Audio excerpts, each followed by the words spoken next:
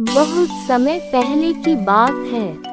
भारत के सुदूर दक्षिण में एक छोटा सा राज्य स्थित था।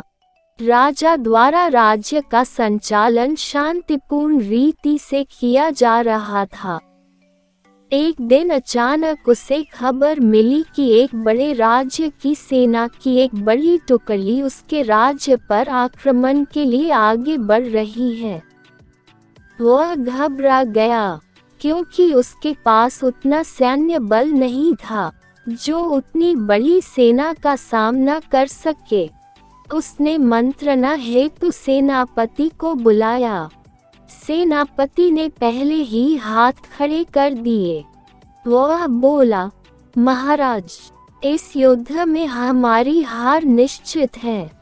इतनी बड़ी सेना के सामने हमारी सेना टिक नहीं पाएगी, इसलिए इस युद्ध को लड़ने का कोई औचित्य नहीं है।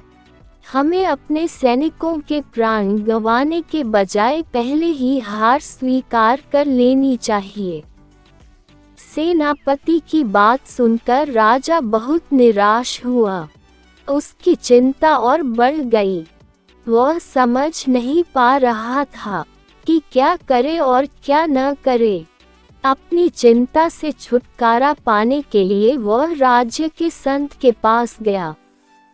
संत को उसने पूरी स्थिति से अवगत कराया और बताया कि सेनापति ने तो युद्ध के पहले ही हाथ खींच लिए हैं।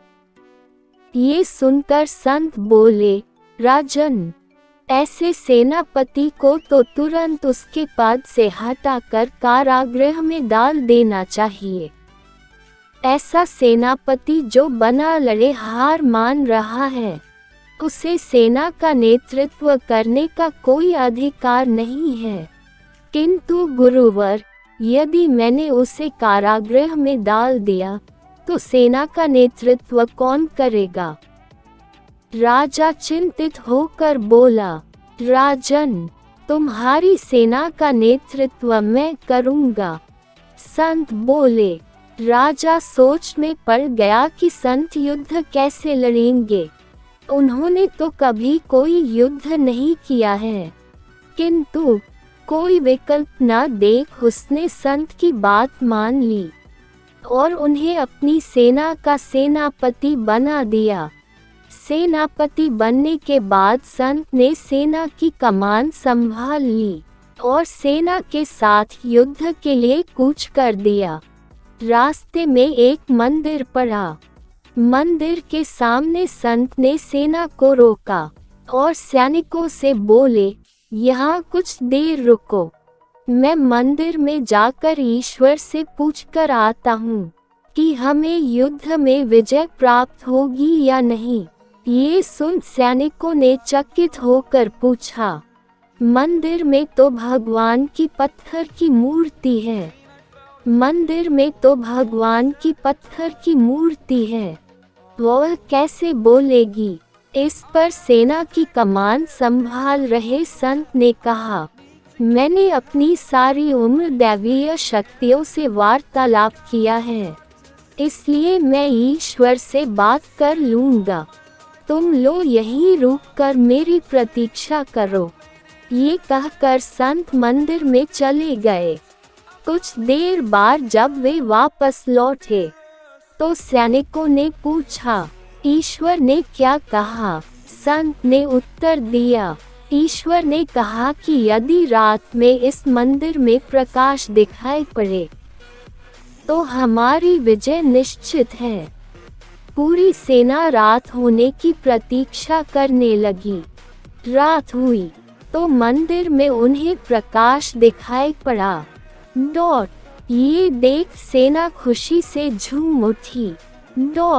उन्हें विश्वास हो गया कि अब वे युद्ध जीत लेंगे। उनका मनोबल बढ़ गया और वे जीत के मंसूबे से युद्ध के मैदान में पहुंचे। युद्ध 21 दिन चला। सैनिक जी जान से लड़े। फलस्वरूप उनकी विजय हुई। विजयी सेना के वापस आते समय फिर वही मंदिर पड़ा। तब सैनिकों ने संत से कहा कि ईश्वर के कारण हमारी विजय हुई है। आप जाकर उन्हें धन्यवाद दे आएं। संत ने उत्तर दिया, इसकी कोई आवश्यकता नहीं है। ये सुन सैनिक कहने लगे, आप कितने कृतघ्न हैं। जिस ईश्वर ने मंदिर में रोशनी कर हमें जीत दिलाई, आप उनका धन्यवाद भी नहीं कर रहे।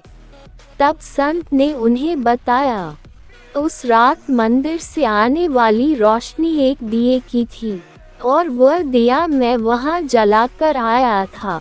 दिन में तो वो रोशनी दिखाई नहीं पड़ी, किंतु रात होते ही दिखाई देने लगी। दिए की रोशनी देखकर तुम सबने मेरी बात पर विश्वास कर लिया कि युद्ध में विजय हमारी होगी। इस तरह तुम सबका मनोबल बढ़ गया और तुम जीत के विश्वास के साथ युद्ध के मैदान में गए और असंभव लगने वाली विजय तुमने प्राप्त की। सीख 1, खुद पर विश्वास रखें और परिश्रम करते रहें। विश्वास की विजय होगी। 2, हमारी सोच ही आगे चलकर वास्तविकता का रूप लेती है, इसलिए अपनी सोच पर ध्यान दें। सदा सकारात्मक सोचें ताकि सकारात्मक परिणाम मिले। कहानी अच्छा लगा हो तो हमारे चैनल से जुड़े और लाइक, सब्सक्राइब व शेयर करना ना भूलें, ताकि हमारे वीडियो का आनंद लेते रहें और बेल आइकन को प्रेस करना ना भूलें।